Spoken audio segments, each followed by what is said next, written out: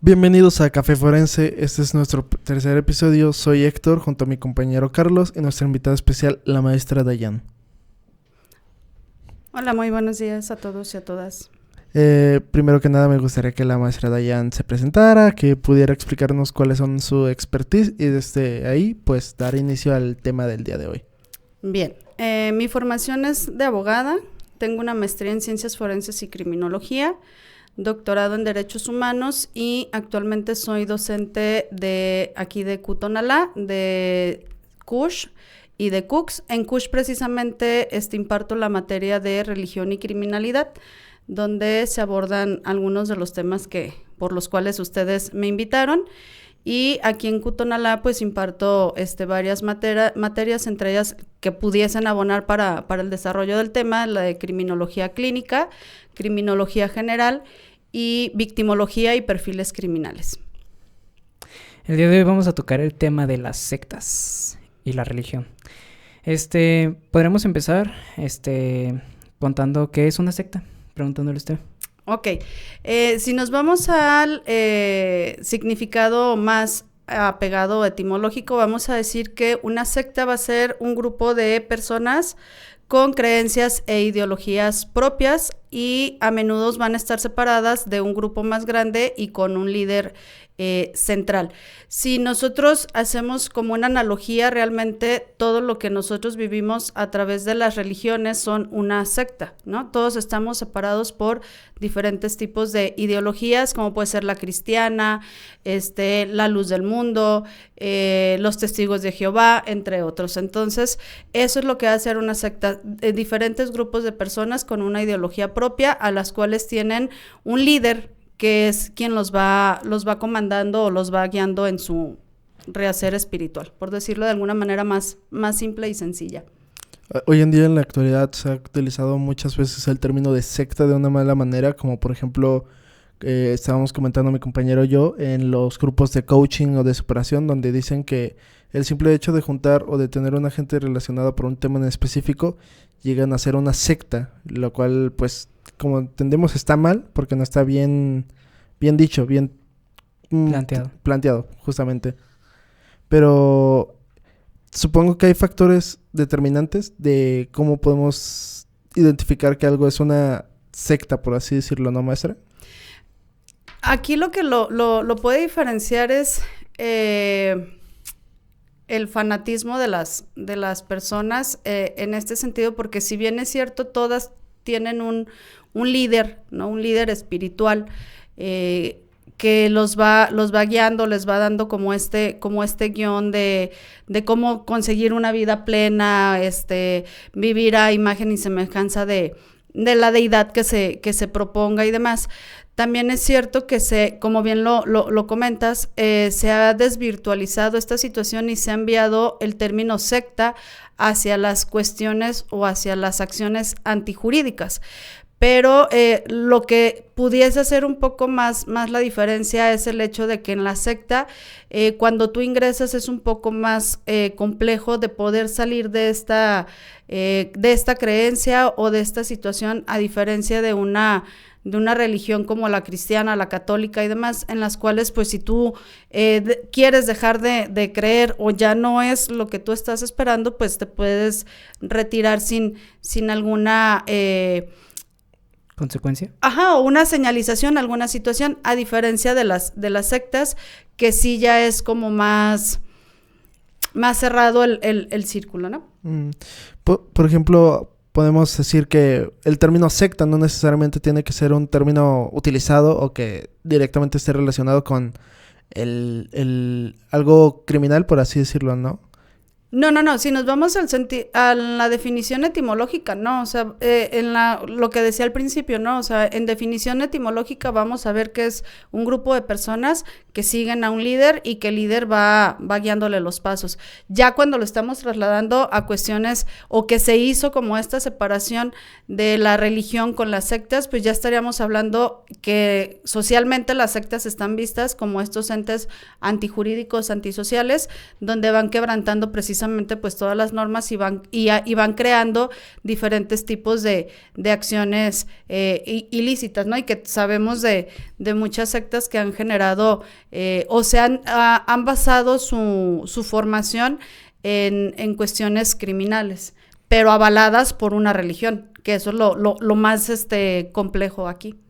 Justamente esa era otra de nuestras preguntas, el hecho de que cuando hablamos sobre sectas, necesaria o... ¿Es necesario que sea relacionado con alguna religión? O sea, que tenga... O con una religión creada. ¿Algo espiritual dentro de...? Es que pueden ser religiones existentes o religiones inexistentes. ¿Qué se va a basar esto? En el tipo de control social que pueda tener el líder, porque, por ejemplo, hay una religión, nada más que nunca me acuerdo del nombre del país, que se llama la religión del espagueti, o la secta del espagueti. Y en esta religión o en esta secta que ellos crearon, su deidad es el espagueti, y sus apóstoles son los condimentos, y ellos le rinden culto al espagueti. Entonces, aquí más que nada no va en que haya una deidad como la que está impuesta sobre la sociedad, ¿no? Hablemos de un Dios, hablemos de un Jesús, de una María y de todos los santos que se devinieron de toda esta situación, sino aquí la situación es de qué manera te puedo yo hacer a ti creer, ¿no? Por ejemplo, que existe a lo mejor un Dios o una deidad sobre Forense, que le vamos a rezar a San Forense. A Lombroso. A San Lombroso, ¿no? Bueno, dependiendo de la división que tengamos. Si es a los de informática, a lo mejor a San Luis Pedro, ¿no? Por ponerlo de alguna manera. Sí. Si estamos, por ejemplo, hablando de la cuestión social o de la cuestión biológica, pues ahí cada quien tenemos uno. Pero aquí la situación sería en que, por ejemplo, yo aprovechara, ¿no? La buena comunicación que tengo con la mayoría de los alumnos de ciencias forenses y les empiece a decir que en uno de los congresos a los que yo fui y adentrándome a la cultura de aquellos lugares, pues me encontré en un momento espiritual donde me vino una revelación, donde existe un Dios forense y donde todos, ¿sí me voy explicando? Y entonces, por el nivel de adaptabilidad que yo tengo con la comunidad forense, pues a lo mejor van a empezar a decir, pues a lo mejor la maestra no está tan equivocada, ¿no? Y entonces a lo mejor sí, y yo empiezo a crear estos adeptos. Y yo voy a empezar a decir que sí, que cada que salgamos o que hagamos, tengamos que hacer una oración y este tipo de situaciones. No tan extremo, pero aquí en el campo forense podemos implementar algo.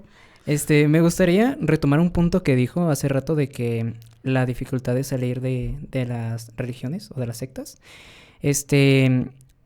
También la dificultad o la facilidad que se da de entrar a estas por los factores que intervienen desde los factores exógenos y endógenos, y que nos podría explicar más o menos qué son estos factores.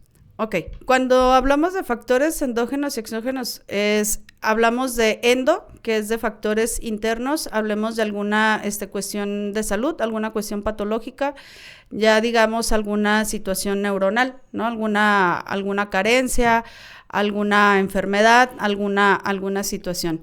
Y cuando hablamos de fenómenos exógenos, hablamos de fenómenos que están fuera de nosotros, ¿sí? Hablemos de la cuestión social, de la cuestión educativa, de los amigos, de la cuestión laboral, de si hay trabajo o no, si está bien pagado o no, de todo esto que nos pueda ir influyendo. Mencionabas ahorita que la facilidad de entrar y de salir, pues son totalmente distintas. Es más fácil entrar y es más difícil salir, dependiendo del tipo de secta también, ¿no?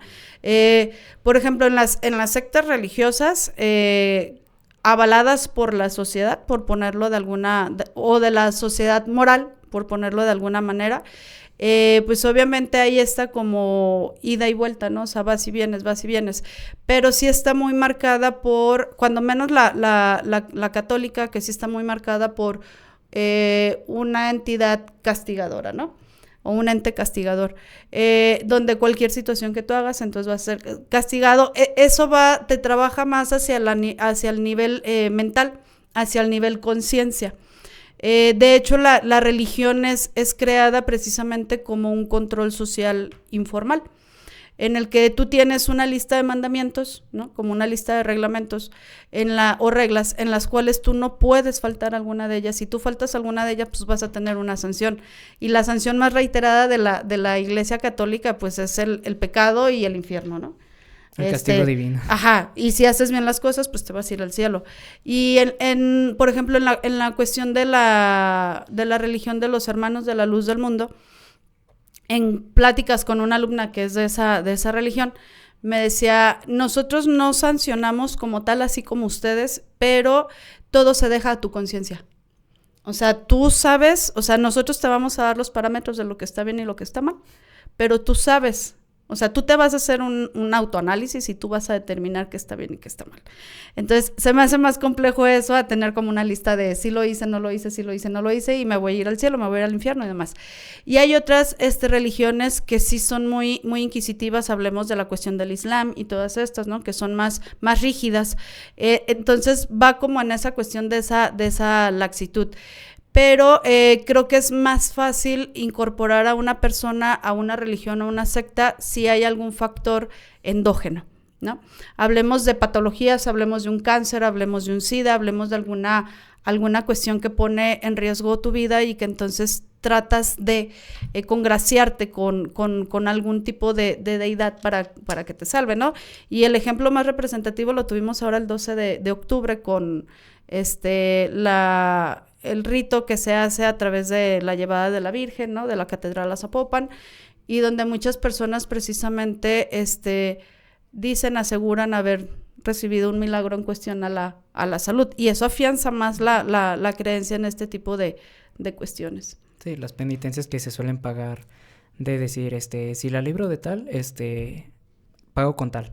Como la más normal sería de que caminar descalzo durante una ceremonia, uh-huh, que normalmente son tramos muy largos y la gente va descalza y a veces le sangran los pies y todo eso, y es como un pago para que le hagan el favor. O los que van a Talpa caminando, ¿no? Sí. El peregrinaje, justamente. Sí, ese. O en algunos casos se llegó a ver, por ejemplo, que entraban personas a los recintos religiosos con corcholatas en las rodillas, ¿no? O sea, como que tenemos se ha adoctrinado en este sentido de que entre más dolor y más sacrificio generes hacia tu persona, entonces es mayor el beneficio que vas a recibir de una deidad. Uh-huh. Y es decir, como en los creyentes de la Santa Muerte, es o cumples o te mueres. Es de que o le cumples a la Santa Muerte o tu penitencia es la muerte. En realidad yo lo conocía de otra forma. Yo por lo menos que he convivido con gente que es creyente de la Santa Muerte, es más bien pides algo, pero ella te pide algo material, sí, para intercambiar. No te pide como el diablo que te pide, bueno, como se diría, el diablo que te pide el alma o que te pide tu vida. Siento yo que la muerte es un poquito más pragmática en ese aspecto de que te pide un objeto que tú le puedes dar, pero si no se lo cumples, ella sí viene por ti. Sí, es a lo que iba, de que si no le cumples, te lleva. Pero se fijan cómo precisamente en esta cuestión, o sea, siempre estas sectas o estas religiones o estas afinaciones hacia algo superior a nosotros, siempre conlleva si no cumples, entonces yo te castigo, que al final de cuentas el que se lleve a una persona o venga por ti o tengas que entregar algo, confluye exactamente en el castigo. Pero es esa otra parte precisamente, de hecho Karl Marx decía que la religión era el opio del pueblo, ¿no? O sea, mientras haya religión y haya imposiciones sobre religiones, sectas, vas a tener controlado a la población. Entonces ponle el santo que tú quieras, ponle la imagen que tú quieras, pero siempre que crea en algo, porque el día que las personas dejamos de creer en algo o empezamos a cuestionar ese algo en lo que siempre nos han dicho que tenemos que creer, entonces comienzas a despertar y analizar precisamente todos estos ritos, porque realmente son ritos, ese rito a la Santa Muerte de entregar, o los ritos de los santeros, ¿no? O sea, que tienes que entregar algo. El rito, por ejemplo, de la religión, en el que te tienes que hincar, te tienes que someter hacia a alguien que no conoces, ¿no? Pero que siempre te han dicho que ha existido. El hecho, por ejemplo, vámonos con estas religiones más severas, la islámica, ¿no? El hecho de tener que sacrificar tu vida por tu religión o por la creencia en tu religión, y que lo vimos en el 11 de septiembre, ¿no? Estas personas que desplomaron aviones, se explotaron con estos chalecos y todo esto, pero en nombre de una religión, que si bien es cierto, no... Es que es como si hubiese como niveles dentro de las religiones, ¿no? Es como piramidal.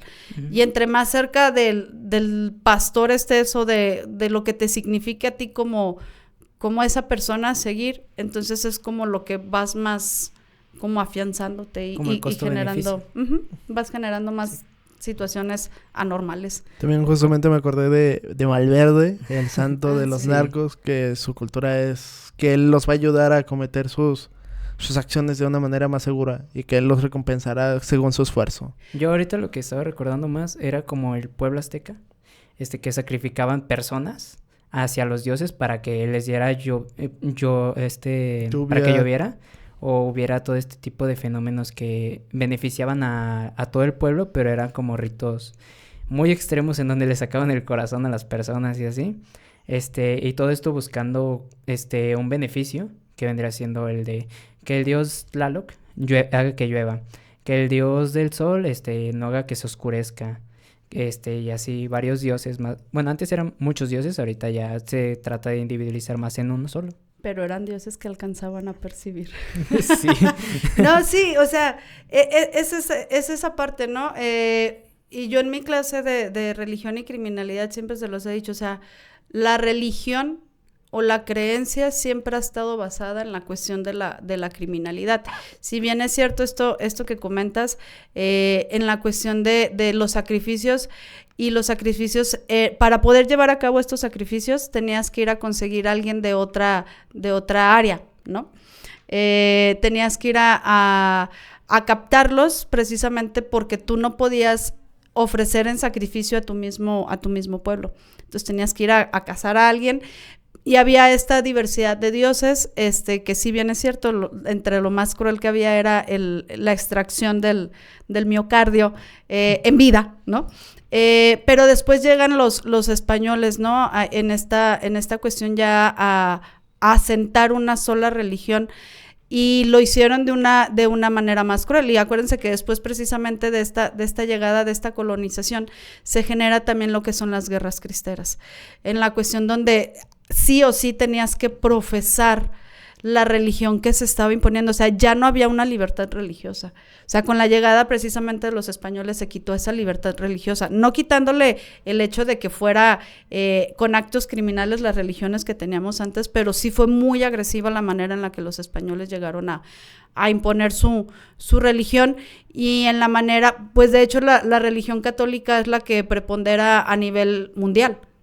O sea, hay más creyentes católicos a nivel mundial que de otras tipos de religiones, y que de ahí se fueron deviniendo otras más, aprovechando precisamente factores endógenos de las personas, ¿no? Esta cuestión de, por ejemplo, la secta de Pare de Sufrir fue creada en Brasil. El creador de esta secta, es muy curiosa su historia, porque empieza en un local de 2x2, ¿no? Y él empieza a profetizar y empieza a dar la palabra y empieza a ver gente que le empieza a caer bien la manera en la que da su sermón, y empieza a crear adeptos. Y después, pues obviamente sabemos que mayormente de lo que se sostienen las religiones es de las limosnas, ¿no? Que en nuestra religión y en la religión de los hermanos de la luz del mundo hay una imposición del diezmo, ¿no? Que tienes que dar el 10% de tu salario. Entonces empieza él a crear precisamente a poderse financiar en esta situación, y entonces deja su local de 2x2 y se consigue el local de al lado, y entonces lo va ampliando, va atrayendo más gente, porque la religión si no es de por imposición, es de voz en voz, ¿no? Entonces empieza a crecer, hasta llegar ahorita a niveles mundiales. O sea, la secta del Pare de Sufrir está a nivel mundial. Aquí en Guadalajara, cuando menos, tiene registro como empresa. Sí, pero parte de las situaciones curiosas de esta secta es el hecho de que vende laminitas de jabón y les dice que con ese jabón se van a lavar sus pecados. Les vende que agua bendita, X, ¿no? Cualquier situación que pueda avalar estas cuestiones y tienen como un pago de membresía. Como un pago de mensualidad. Si no pagas Netflix? Tu mensualidad, un Spotify. Un club privado. Ajá, casi así. Entonces, si no pagas tú tu mensualidad, ya no puedes entrar a seguir. Miembros VIP. Sí, claro. Sí. Yo, por ejemplo, bueno, recomendación propia, ¿no? De que las personas que no hayan visto que la mejor representación perfecta para el culto de los aztecas es Apocalipto. Sí, claro. Es de las mejores películas que pueden representar completamente el hecho de cómo buscan capturar a muchos de a muchos presos de otras tribus para sacrificarlos. Y la mayoría no son sacrificados, a veces son utilizados en juegos sangrientos para el entretenimiento del público. Sí, es un poquito... O sea, nuestra cultura no es tan bonita como nosotros a veces pensamos, pero bueno. No, de hecho, tenemos las peores torturas. Así que tenemos las peores torturas y la religión era la ley también, así que hasta hace no muchos años. No, de hecho sigue siendo. Ahorita Héctor precisamente comentaba esto de Malverde, ¿no? O sea, sí, justamente. Y se supone, o sea, fíjense lo que yo les decía al principio, se supone que la religión es un control social informal. Sí, y Karl Marx lo decía en su momento. La religión es el opio del pueblo donde lo vas a mantener sosiego y lo vas a mantener controlado. Por eso es un control social. Pero ¿qué es lo que pasa? Que los grupos religiosos comienzan a crear sus propias identidades religiosas a través de la Santa Muerte, a través de Malverde, a través de San Chapito, ¿no? Que ahorita ya también está a punto de casi lo van a canonizar en el crimen organizado. Entonces, sí. Empieza a... De hecho, estos grupos del crimen organizado tienen... No nada más le rezan, tienen oraciones, sí. Y tienen sí. Cánticos que ellos hacen previo a salir a combate, dicen ellos. Hay como estampitas, ¿no? Que tienen como que su rezo y todo eso. Que por frente tiene la imagen del santo y lo abre y es como un librito sí, y sí, trae sí. Su oración. Que dice que con tu capa cúbranos de las balas y dale mala puntería al contrario. Sí, de hecho yo pues, buscando me encontré unas de esas y música también, ¿no? Que hace referencia a...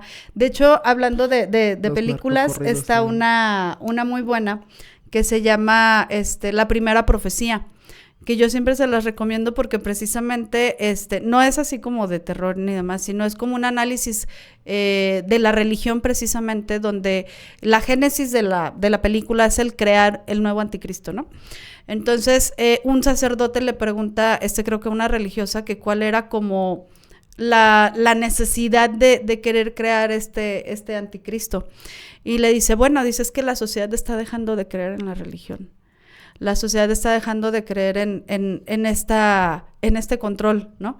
Entonces, lo que la iglesia está queriendo crear es algo que les genere mucho miedo, para que puedan volver a creer. Dice, para que vuelvan a acercarse a la religión. Dice, entonces, nuestro deber es crearles, y entre comillas, porque la palabra no me gusta, un monstruo, a qué temerle, para que vuelvan a reencontrarse de este lado y que la iglesia los vuelva a tener casi controlados. Como una condicionante, una consecuencia de si no me crees, van a pasar cosas malas. No, si no me crees voy a hacer que me creas. Sí, justamente como estamos hablando de figuras ideales, como son los dioses, las creencias, también justamente como habíamos planteado casi al comienzo del episodio, los líderes espirituales, que mayormente muchos eran mesías o entregadores de la palabra de su Señor, sus profetas, y justamente uno de las personas más influyentes, representativas de este tipo de sectas fue Charles Manson, la familia Manson. La familia Manson, la secta de granja salvaje. El Helter Skelter.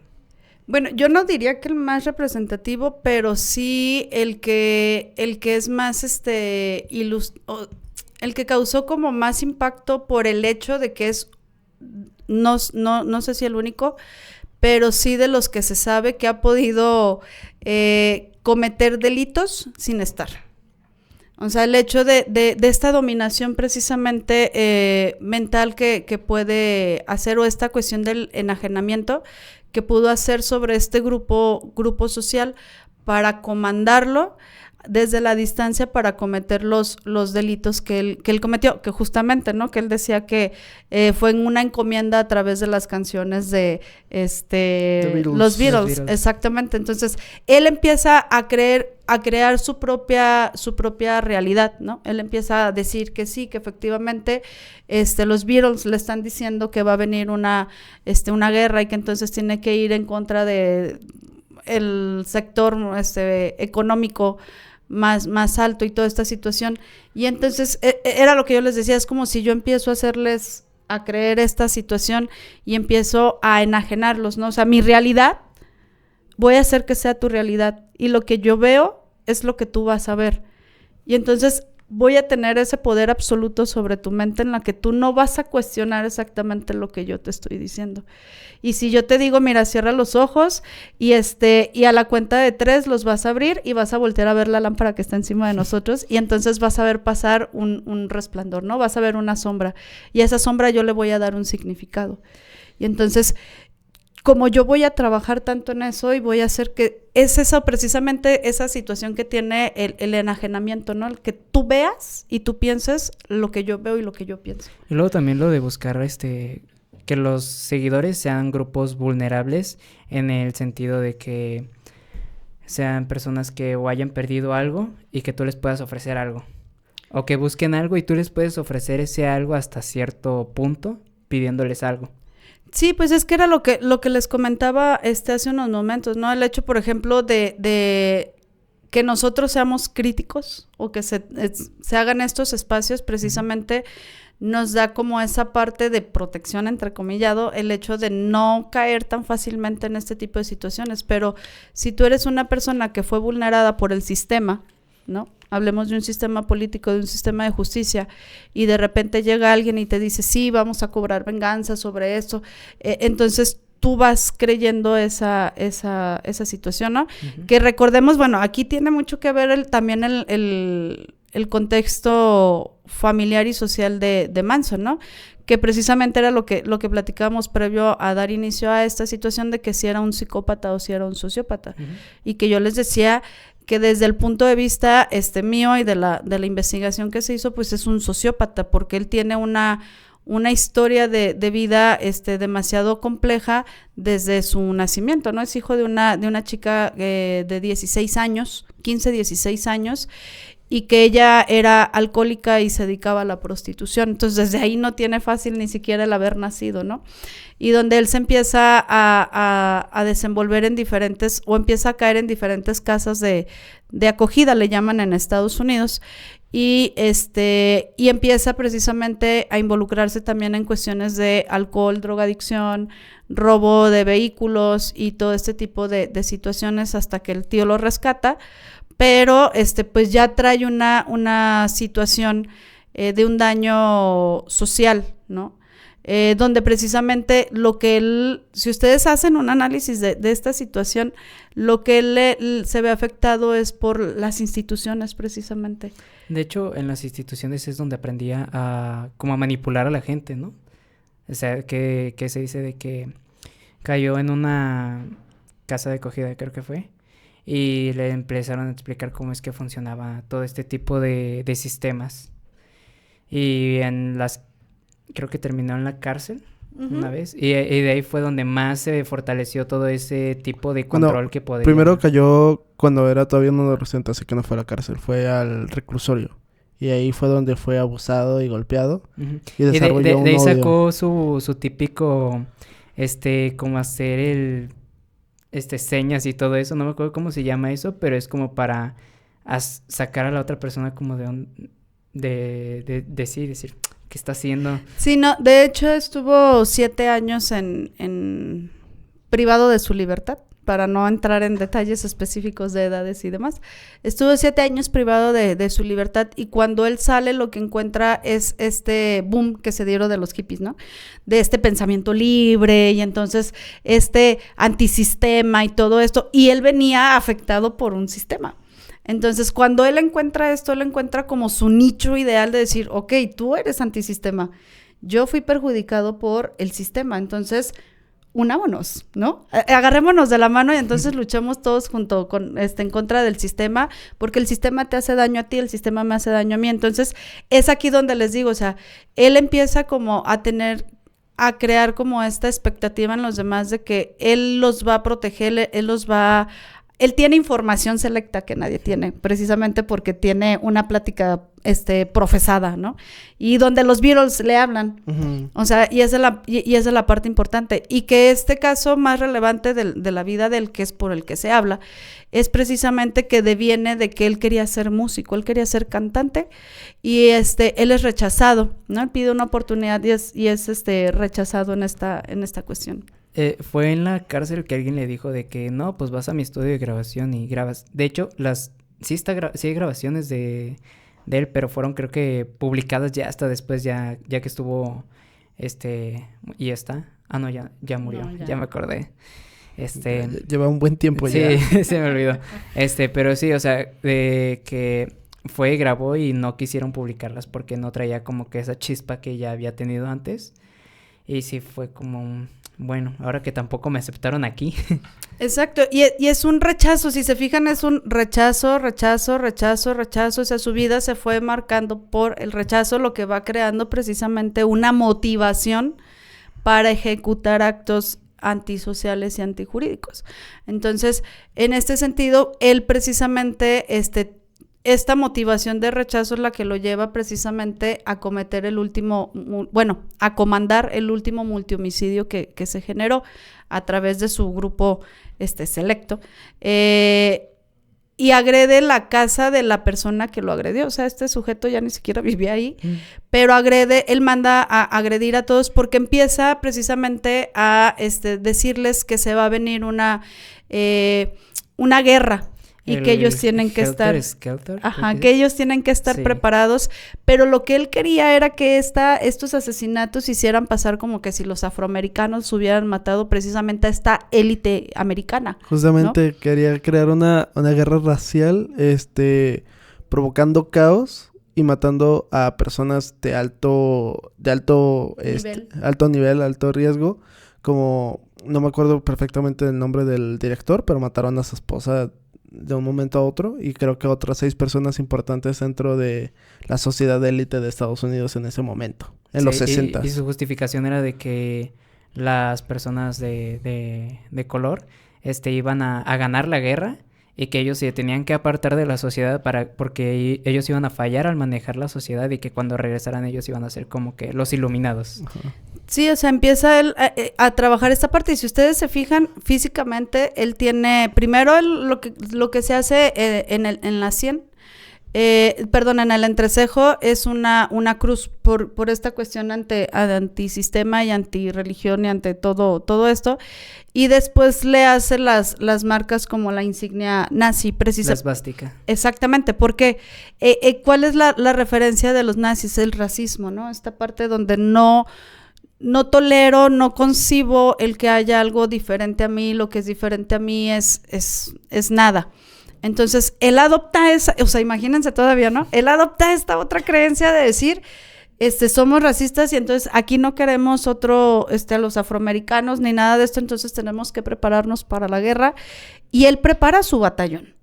Y yo siempre se los he dicho porque mencionan mucho a Manson como cuestión del enajenamiento y del control social que pudo haber llegado a ejecutar. Le digo, pues no nos vayamos tan lejos, simplemente aquí los jefes de los cárteles, o sea, son un reflejo claro de lo que es un Charles Manson, ¿no? Esta parte donde yo siempre les digo, ¿cuándo han visto que un Chapo, que un Félix Gallardo, un Félix Gallardo, un Mayito, un Zambada, ¿no? Todos estos vayan realmente a confrontarse con los otros grupos, o sea, ellos comandan. Es de ahí precisamente donde deviene todo este análisis, donde hay este enajenamiento. y que yo te voy a proporcionar precisamente lo que decías, esta parte de yo te voy a dar una familia. Yo te voy a dar, yo sí te entiendo, yo sí te comprendo, yo sí entiendo qué es lo que estás viendo, por lo tanto, yo te puedo adoptar. Yo te doy una identidad. Y es lo más valioso, o sea, todos queremos pertenecer a un grupo y todos queremos ser parte de, ¿no? Y hay quienes a lo mejor van a moldear sus valores y van a moldear su moral para poder encajar, y hay otros que vamos a decir, muchas gracias, no.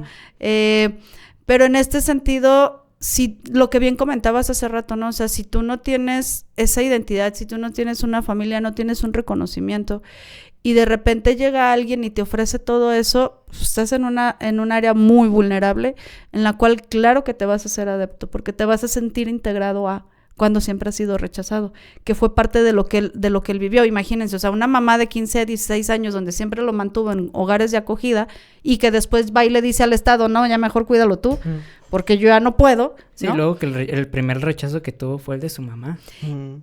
Y que, sí, por ejemplo, nosotros en la clase de perfiles criminales lo que hemos analizado, lo que hemos destacado precisamente y malamente, ¿no? Es el que las mujeres creamos asesinos seriales, ¿no? Porque generalmente si ustedes hacen un análisis de la mayoría de los asesinos seriales o de los criminales seriales, predomina el rechazo materno.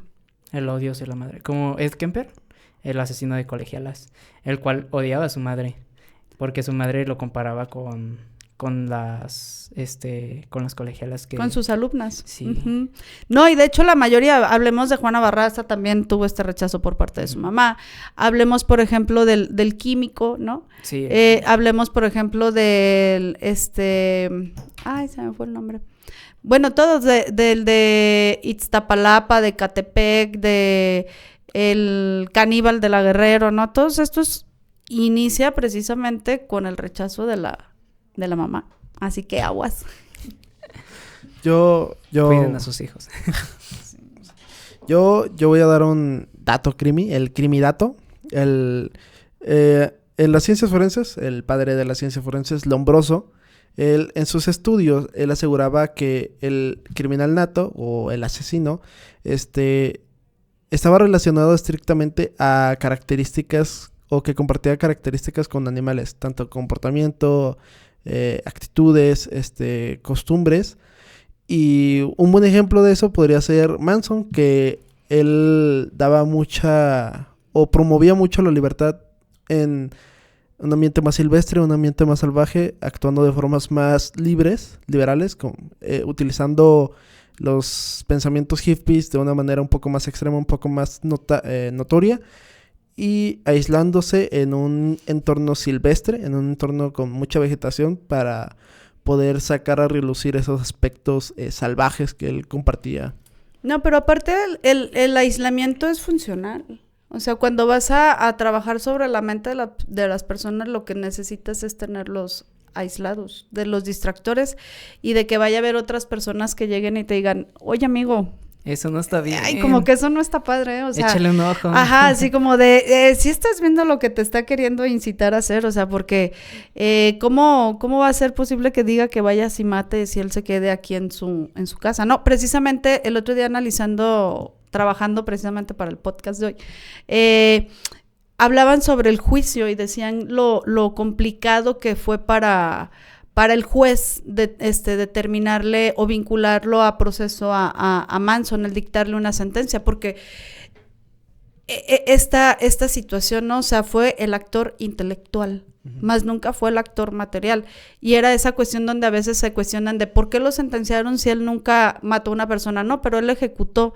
elaboró todas estas cuestiones, y que aquí, hablando de tu crimidato, precisamente que fue genuinamente importante el aporte de la psicología forense, que realmente por el dictamen psicológico forense fue por el que pudieron sentenciar a Manson como el autor intelectual de todas estas cuestiones, y que sí, como bien dices, lo hemos visto en videos donde él dice, porque él lo empiezan a entrevistar y dicen que mata personas y dice, es que yo nunca maté a nadie. Él dice, de hecho, creo que en una entrevista él dice, ni siquiera lo ordené, o sea, sí fue como que muy indirecto. a la hora de... Sí, pero es como si yo ahorita les dijera, ay, muchachos, como que está haciendo mucho calor, ¿no? O sea, como que está sofocado aquí. Ujú. ¿Qué me van a decir ustedes? Ay, ¿quiere que prendamos el aire? Ujú. Y yo voy a decir, yo no les dije que prendieran el aire. O sea, yo solamente dije, está haciendo mucho calor. Es como tratarles de meter que la idea fue suya cuando en realidad fue mía. Ujú. Sí, a través de la manipulación, Ajá, exactamente. justamente. O sea, yo Pues- te voy a manipular de una manera tan sutil que tú vas a creer que la idea fue propia. Y esta parte que comentabas de los movimientos que él hacía, él es era una persona muy histriónica, que le gustaba mucho llamar la atención. Entonces, eso que él hacía de pararse y agitar los brazos y gritar y balbucear y todo esto, era un espectáculo para la prensa, porque él decía, lo que la prensa quiere es un espectáculo y yo se los voy a dar. O sea, yo te voy a dar lo que tú quieres. Entonces, empezaba a generar todas estas cuestiones en ese sentido.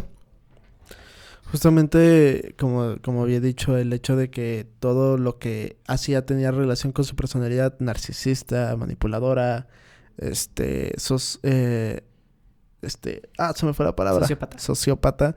Que todo esto tenía una razón del porqué y todo su actuar también, tanto dentro de su secta como dentro de prisión, para poder darles el espectáculo que esperaban todos el periódico que estaba en ese momento, ¿no?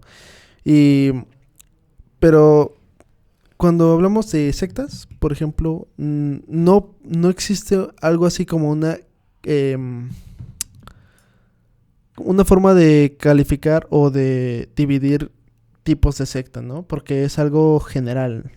Cuando hablamos de secta no es como que podemos decir, esta secta es una secta tal. Pertenece a un grupo.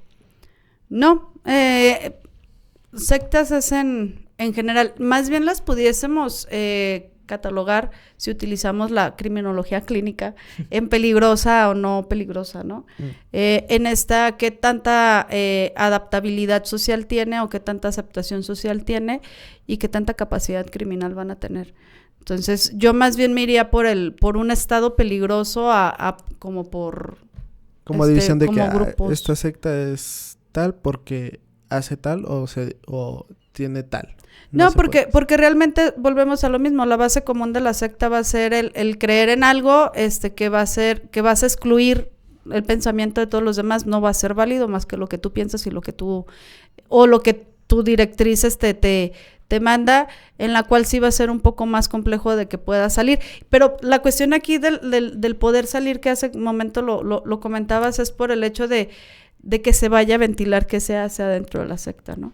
El hecho de, por ejemplo, la Naxim, precisamente esta secta donde eran marcadas las mujeres y eran comercializadas y eran ellas tenían que atraer más hombres, y este señor que dirigía esta secta pues les decía que tenía que primero estar en una cuestión sexual con él para poder congraciarse, ¿no? Y ellos tenían que estar dando dinero, y que se sabe que muchos actores y actrices de los medios televisivos estuvieron dentro de estas sectas, inclusive hasta presidentes, gobernadores y todo este tipo de cuestiones, donde vemos que la manipulación pues no tiene una clase económica, ¿no? Entonces, yo no diría más que catalogarlas por lo que hacen, sino por el estado peligroso. O sea, ¿qué tanto? Por ejemplo, para mí, desde mi punto de vista, Naxium sí sería una de las sectas en un estado peligroso alto, por el hecho, o sea, de llegar hasta, ¿no? Hasta gobernadores, actores, actrices y todo esto, sí, donde los el empezó tener a un captar. poder político y adquisitivo muy grande. Sí, como lo tuvo en su momento la Luz del Mundo, ¿no? Que empezó, de hecho, en el documental, si ustedes no lo han visto, en el documental que está en Netflix, precisamente uno de los que era adepto a esta religión dice, es que yo no sé en qué momento creímos que éramos más de 5 millones de fieles, ¿no? O sea, decía, ¿dónde nos contamos tantos? O sea, pero empezó a acercarse la clase política a este pastor, que así se le denomina de aquel lado, a este pastor, precisamente porque le iban a asegurar votos, ¿no? Iba a asegurar votos para la cuestión política. Entonces, por eso empezaron a abrirle tanto las puertas a este pastor, y hasta tener un reconocimiento en el Bellas Artes en México. O sea, es donde lo ves y dices, ¿qué tenía que ver la religión en Bellas Artes? O sea, es totalmente, pero va en esta cuestión, volvemos a lo mismo, el enajenamiento, volvemos a esta cuestión de la manipulación que va de la mano, pero también con la capacidad criminal que tienen estos pastores. Y bueno, ya estamos llegando casi al final. Me gustaría preguntarle que nos diera alguna recomendación, ya que estaba dando recomendaciones de algún documental, película o serie que podría ser entretenida y informativa. Pues entretenida si lo analizamos desde una cuestión diferente, pero estas, por ejemplo, que puede ser la profecía, donde les digo esta cuestión del por qué la religión se empeña en crear estos demonios. Esta parte de se llama algo así como de la luz del mundo, no me acuerdo bien porque le pusieron como otro prefijo antes. La de Apocalipto, si queremos entender las bases de cómo funcionaba toda esta situación, y sobre todo la obediencia perfecta. La obediencia perfecta es perfectamente aplicable para la cuestión del entendimiento del cómo se lleva a cabo la manipulación de las personas a través de la creencia y de la fe. Esta parte donde si hacemos un análisis entre la católica y la de la luz del mundo, la base es la misma, ¿no? O sea, utilizo tu fe ciega, el hecho de que yo ya estoy sobre ti en una cuestión religiosa y entonces puedo lograr que hagas lo que yo quiera sin que cuestiones el hecho de si está bien o está mal, que está basado también en la cuestión de la religión. Y bueno, entonces ya para cerrar nos gustaría agradecer que hubiera venido y que nos hubiera dado esta plática y decirles que el próximo episodio estaremos hablando un poquito más sobre la historia de las ciencias forenses, la criminología, Lombroso. Retomando el crimidato que utilizamos y la complementación de la maestra utilizando la psicología forense. Vamos a hablar un poquito en general, no solamente de México, vamos a hablar sobre desde el Lombroso, desde cómo inició hasta mucho antes, cómo se utilizaba. Por ejemplo, la primera vez que se utilizó las ciencias forenses, entre comillas, en China hace muchísimo tiempo, en los siglos 1600, 1500, por ahí. Que no era... Era en 1300. 1300, justamente. Sí. Muchas gracias, maestra. Bueno. Que estrictamente no era ciencias forenses, pero fue como fue una base, fue un pequeño peldaño. Sí. Entonces, agradecer, muchas gracias por haber estado aquí y los esperamos en el próximo episodio. No se olviden de seguirnos en nuestras redes sociales. Estamos en Instagram como café.forense, en YouTube como Café Forense y en Spotify como Café Forense. Hasta luego. Muchísimas gracias. Gracias, hasta luego.